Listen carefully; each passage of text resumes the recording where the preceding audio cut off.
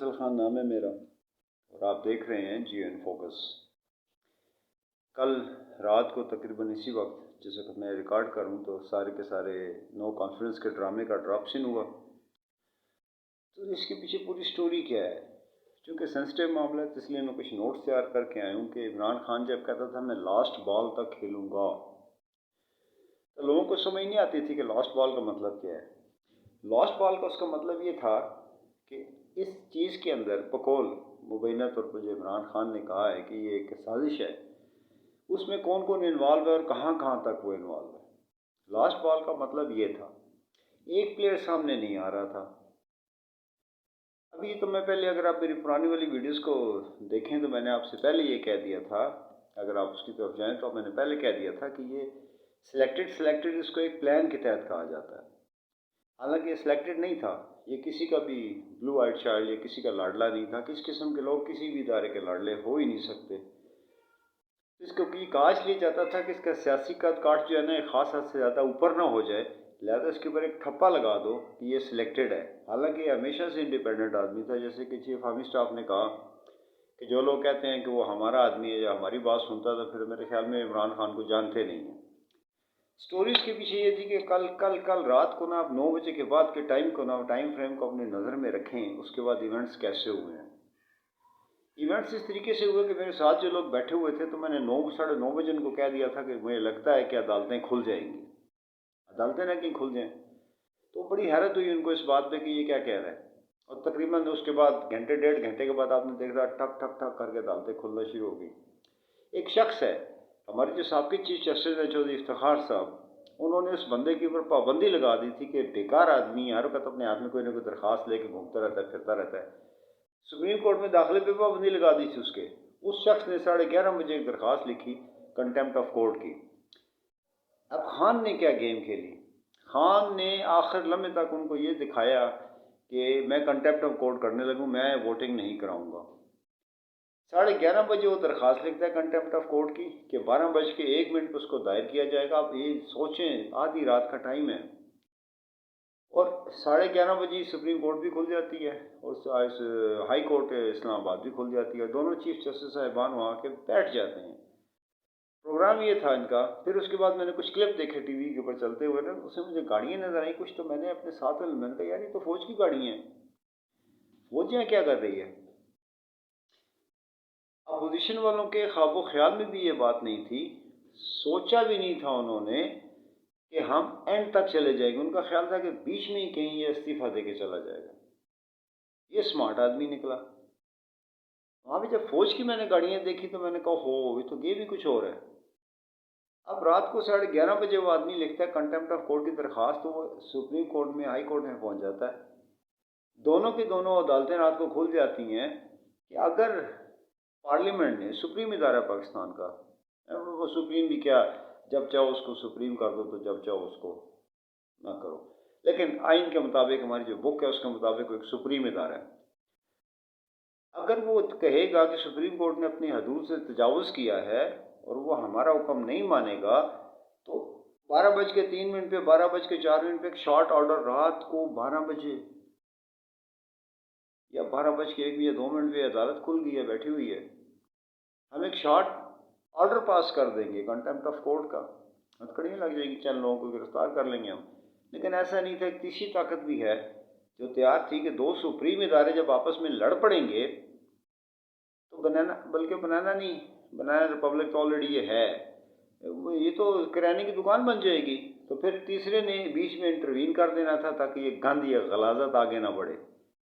لیکن 12 بجنے میں جب 10 منٹ تھے، عمران خان نے وہ جو لاسٹ بال کہتا تھا نا، وہ کہتا تھا کہ مجھے ہر وہ بندہ ایکسپوز کرنا ہے عوام کے سامنے کہ جو یا تو اس سازش میں بقول عمران کے شامل ہے، یا جو فیسیلیٹیٹ کر رہا ہے، یا جو ہمت کر کے اس پہ ہاتھ نہیں ڈال رہا ہے۔ ایک ادارے کے پاس گیا، انہوں نے ہاتھ کھڑے کیے، دوسرے کے پاس گیا ہاتھ کھڑے کیے، تیسرے نے کہا ہاتھ کھڑے کیے۔ اس کے بیچ میں ایک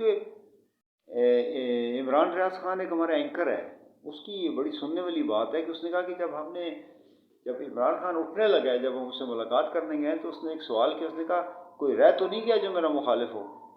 تو صحافیوں نے بڑی حیرت سے اس کے منہ کی طرف دیکھنا شروع کر دیا، یہ کیا کہہ رہا ہے یہ؟ دیکھا کوئی رہ تو نہیں کیا، کوئی ایسا ادارہ یا کوئی ایسی چیز رہ تو نہیں کی جو میری مخالف نہ ہو؟ تو کچھ صحافیوں نے کہا نہیں، کوئی ادارہ ایسا نہیں ہے جو اس کا تیرا مخالف نہ ہو۔ عمران کا جواب سنیے گا ذرا۔ عمران نے کہا اچھا اب ٹھیک ہے، اب ٹائم آ گیا۔ تو اس نے عین 5 منٹ پہلے جتنے بھی پلان کہیں بیٹھ کے بھی بنائے گئے تھے، اس سارے کے سارے کے اوپر اس نے پانی پھیرا، اور پانی پھیر کے وہ سیدھا بنی گالہ کی طرف روانہ ہو گیا۔ اور یہ کہتے ہیں جی کہ اس کو سیاست نہیں آتی، یہ کہتے ہیں یہ سیاستدار نہیں ہے۔ اور پھر 27 تاریخ کو 27 مارچ کو جو جلسہ کیا تھا، تو میں نے ایک ویڈیو اپلوڈ کی تھی، میں نے کہا تھا لاسٹ چانس، لاسٹ وارننگ دے رہا ہے خان، یہ آخری وارننگ دے رہا ہے خان، اس کے بعد بہت غلط ہوگا۔ پھر اس نے کیا کیا، چیف آف آرمی اسٹاف کو، ڈائریکٹر ISI کو، سپریم کورٹ کے چیف جسٹس کو، ہائی کورٹ اسلام آباد کے چیف جسٹس کو، اور اسپیکر پاکستان کو اس نے وہ لیٹر بھیج دیا، ان کو روانہ کر دیا۔ اور اسپیکر نے لیٹر لہرایا، اس نے کہا جی اگر آپ ابھی دیکھنا چاہیں تو اس کو ابھی دیکھ لیں، اور اگر آپ اس کو بعد میں دیکھنا چاہیں میرے چیمبر میں ہے، یعنی ان ساری جگہوں پہ اب یہ لیٹر موجود ہے، اگر آپ چاہیں تو آپ 20 سال کے بعد اس لیٹر کو نکال کے اس کے اوپر ایکشن لے سکتے ہو۔ اس نے ان کا ریکارڈ کیسا بنا دیا؟ ڈی کلاسیفائی کرنے کے لیے کسی چیز کو کہ کس حد تک ایک ٹاپ سیکرٹ چیز کو دیا جا سکتا ہے، اس میں کابینہ کی اپروول ہوتی ہے، اس نے آدھا گھنٹہ پہلے اپروول لے کو چل دیا، کسی کے وہم و گمان میں بھی نہیں تھا۔ اچھا ایک اور بات میری یاد رکھیے گا، یہ جو حکومت ملی ہے نا ان لوگوں کو، یہ میں 1 سال پہلے پریڈکٹ کرتا تھا، یہ آج سے بھی 1 سال پہلے میں نے یہ پیشن گوئی کی تھی کہ ان کے متھے مار دے گا یہ ان کے لیے رحمت نہیں، ان کے لیے زحمت ثابت ہوگی۔ اور آپ دیکھیے گا کہ آج رات آپ نے دیکھا ہے عوام کے سڑکوں پہ نکلی ہے، یہ بھی پری پلانڈ ہے، خان کا پلان ہے ایک۔ تو اینڈ میں جا کے مجھے لگتا یہ ہے کہ یہ کہیں گے کہ جی کہ ہمارے پاس انتہائی شارٹ ٹائم ہے، یہ شاید صرف رمضان ہی ہے، کیونکہ رمضان میں جلسے جلوس رات کو ہوتے ہیں تو اس کے بعد پھر دن میں بھی ہونا شروع ہو جائیں گے، تو ہمارے پاس رمضان ہی ہے، رمضان میں جلدی جلدی 2-4 قانون بنا کے تو ہم اس میں نکل کے سائڈ پہ چلے جاتے ہیں، اور بہت ان قریب ہم چلے۔ اب پھر ان کے لیے سوچنے کی جائے، اب ڈالر 100 بیرل ہو گیا $112 کا۔ اب جب عمران خان قیمت بڑھاتا تھا، جب ان کو تقریباً 210-220 روپے تک لانا پڑے گا پیٹرول کو، جب آپ 1 یونٹ بجلی کا 39 روپیز تک دو گے چند دنوں میں، آٹا چینی چاول کا آپ ریٹ کم نہیں کر سکو گے، پھر آپ کو جی اب ڈالر سے انٹر لنک تھا تو پھر تو یہ شور مچائے گا۔ یعنی اس وقت یہ ایسے کہتے تھے، اب یہ ایسے کہتے ہیں۔ ایک اردو کی ہے نا آن دا لائٹر نوٹ، رضیہ پھنس کی گنڈوں میں، یہ ساری رضیاں ہیں نا جتنی یہ گنڈوں میں پھنس گئی ہیں، اور یہ کیسے گنڈوں میں پھنس گئی ہیں یہ آپ کو آنے والا ٹائم بتائے گا۔ پھر اس کے بعد جمہوریت کا مطلب جمہور ہے، عوام ہے، یہ عوام سے نکلا ہے۔ عوام کے لیے آپ لوگوں نے اب تک کیا کیا ہے؟ کسی نے بھی عوام کے لیے کیا کیا؟ کوئی عوام کے لیے کسی کا کھڑا ہوا؟ جیسے کل فیصلے ہوئے نا رات کے اندھیرے میں، یہ یاد رکھیے گا، اگلے فیصلے بھی سارے رات کے اندھیروں میں ہی ہوں گے، اگلے فیصلے دن کی روشنی میں نہیں ہو سکتے۔ پھر میں نے ابھی سن رہا تھا، میں ایک سوشل میڈیا کے اوپر ایک پوری ایک مہم چل پڑی ہے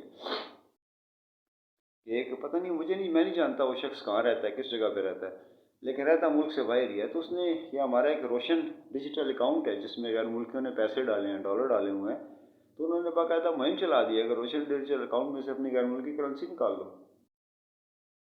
ہمارے پاس تقریباً آج کے دن 45 سے 50 دن کے ریمیٹنس ڈالر رہ گئے ہیں جس سے ہم باہر سے چیزیں خرید سکتے ہیں۔ یہ ایک نئی مصیبت آپ کے گلے آ کے پڑ گئی ہے۔ جو لوگ کہتے تھے عمران خان کو کھیلنا نہیں آتا، اگلے چند دن جو گزریں گے اس میں آپ مزید دیکھو گے کہ اس کو کھیلنا آتا ہے کہ کھیلنا نہیں آتا۔ اعصاب شکن ایک لڑائی تھی کہ دیکھتے ہیں، پہلے بلنک آنکھوں میں آنکھیں ڈال کے بیٹھ گئے، دیکھتے ہیں کہ پہلے کون ایسے کرے گا۔ عمران نے 10 منٹ پہلے تک ایسا نہیں کیا۔ وہ شہباز شریف تقریر کر رہا تھا نا، جب کہہ رہا تھا کہ ہمیں ہارٹ اینڈ مائنڈ یاد رکھ کے بولا قومی اسمبلی میں، ہمیں اپنے ہارٹ اور اپنے، یہ حالت تھی ان لوگوں کی کہ یہ ان کو سمجھ نہیں آ رہی ابھی بھی ان کو سنبھالنے میں، کس طریقے سے سنبھالیں گے، ان کے سنبھالنے کا طریقہ کار کیا ہوگا، یہ کون کون سے بہانے بنائیں گے، کیسے کیسے بہانے بنائیں گے، ان کو کیا کیا کہنا پڑے گا، اپنے آپ کو کیسے بچائیں گے، اگلے الیکشن میں کیسے جائیں گے۔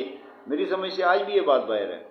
13 مہینے پہلے اگر آپ حکومت گراتے ہو اور آپ انٹرنیشنل حالات کو جانتے ہو کہ آپ لوگوں کو ریلیف نہیں دے سکتے، کچھ نہیں دے سکتے، اصل میں آپ نے کیا کیا؟ جیسے آج میڈیا پہ بات چل رہی ہے اس وقت کہ صبح فرد جرم لگنی تھی، صبح فرد جرم لگ رہی تھی اس کے اوپر، شہباز شریف کے اوپر بھی، اس کے بیٹے حمزہ پہ بھی. تو حکومت پاکستان نے ایف آئی اے کے ڈائریکٹر کو، جو اس کا متعلقہ آدمی ہے، اس کو صبح عدالت میں پیش ہونے سے منع کر دیا ہے.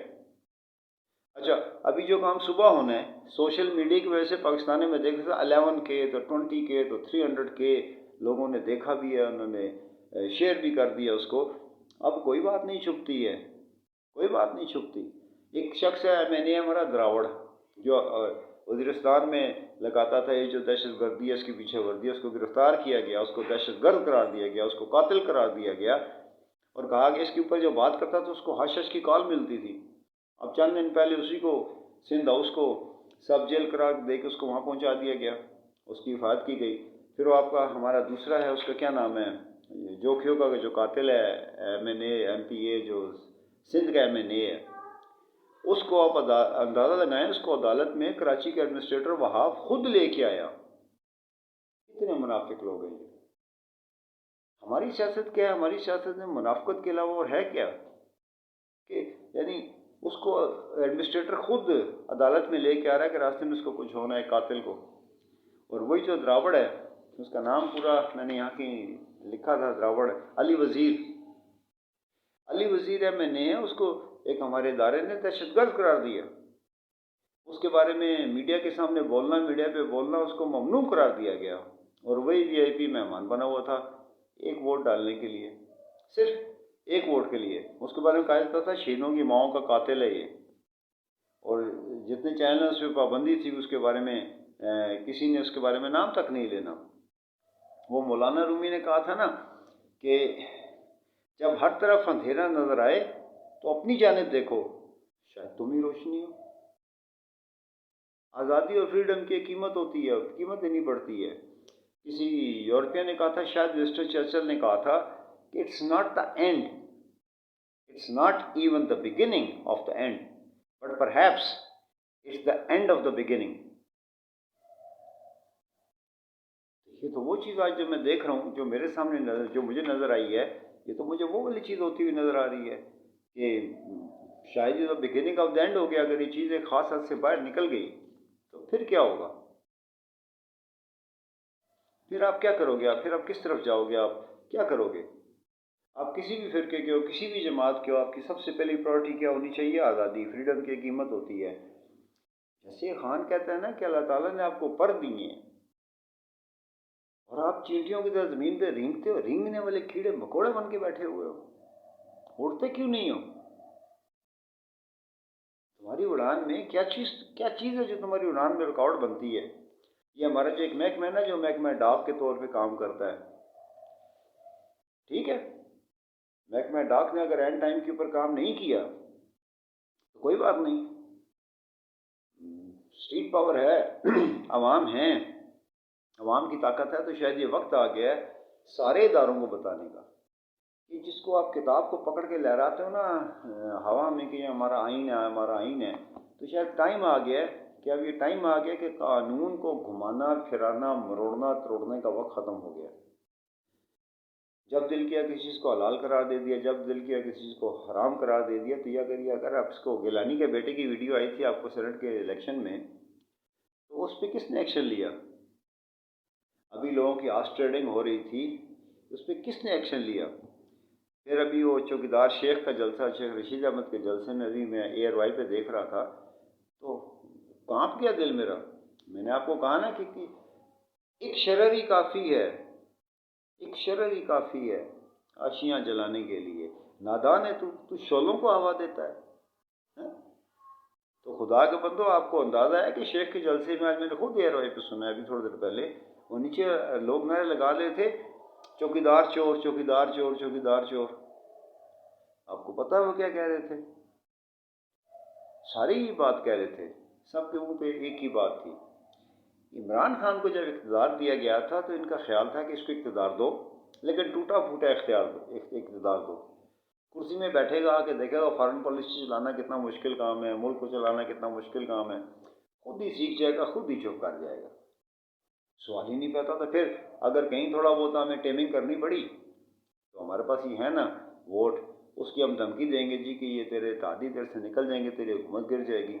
وہاں پھر خان نے سب کو سرپرائز دی ہے، اس نے پرواہ نہیں کی کرسی کی، وہاں بھی اس کے اندازے غلط ہوئے، کل رات بھی ان کے اندازے غلط ہوئے، اور انہوں نے کل جان چھڑانے کی کوشش کی ہے ان اپوزیشن والوں نے پورے پاکستان سے۔ دیکھو نا، اگر نقصان ہوگا تو پاکستان کا نقصان ہوگا، ان کے تو بچوں کی، ان کے پورے خاندان کی نیشنلٹی انگلینڈ کی ہیں، امریکہ کی ہیں، فرانس کی ہیں، تو رہتے ہی نہیں ہیں، ان کے سارے کا سارا پیسہ، ان کی ساری جائیدادیں وہاں ہیں۔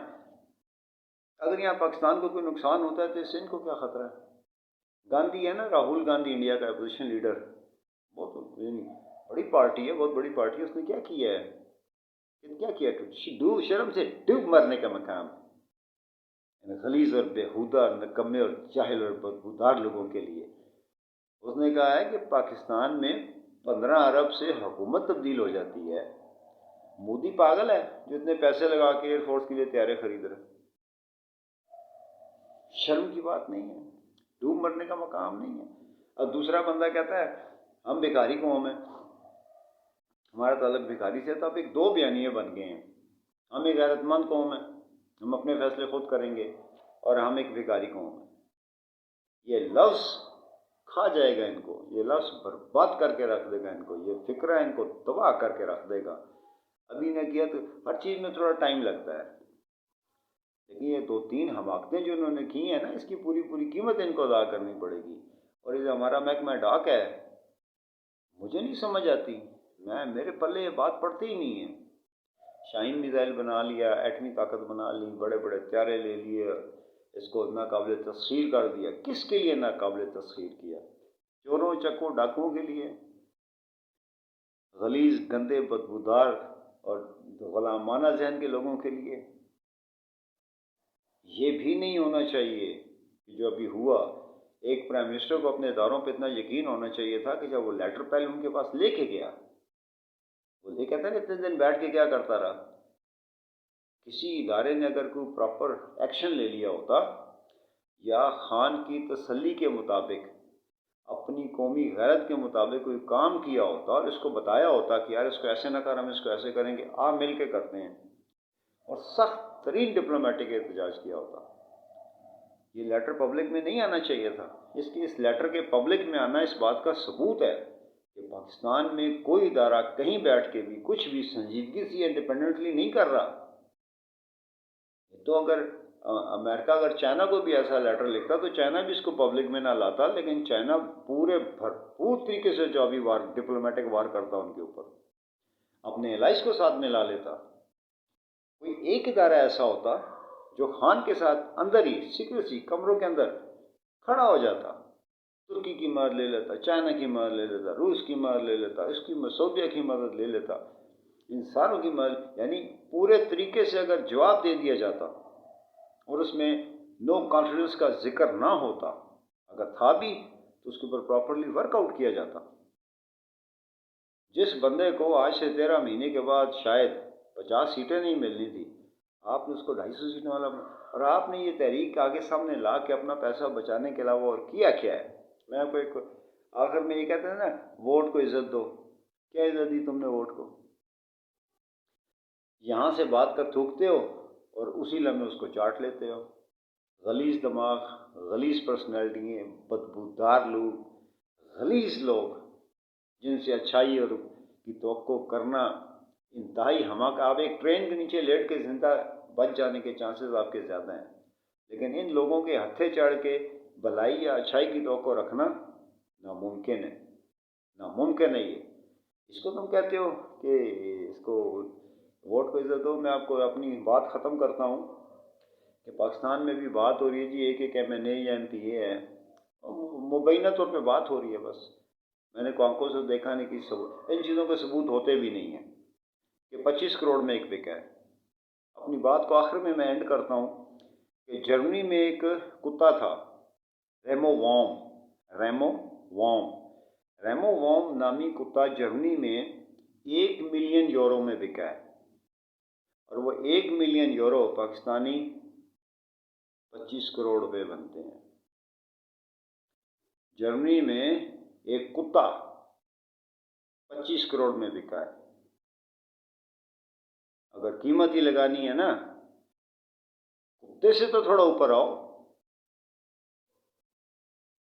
अपने आगे पीछे के लोगों का ख्याल रखिएगा। मैंने पहले भी आपसे दरख्वास्त की थी कि ये जो वीडियो है जो ख़ास तौर पर मैं बनाता हूँ, ये लोगों में अवेयरनेस बढ़ाने के लिए, लोगों को अपने आगे पीछे के माहौल को समझने की है, आपके आगे पीछे हकीकतें क्या होती हैं वो बताने की हैं। और ये शेयर किए बगैर नहीं हो सकता। अगर आप इसको शेयर नहीं कर सकते हो तो अपनी वीडियो बनाओ, अपने लोगों को, अपने अहबाब को इस्तेमाल करो कि उसको शेयर करें, लोगों तक पहुंचाएं।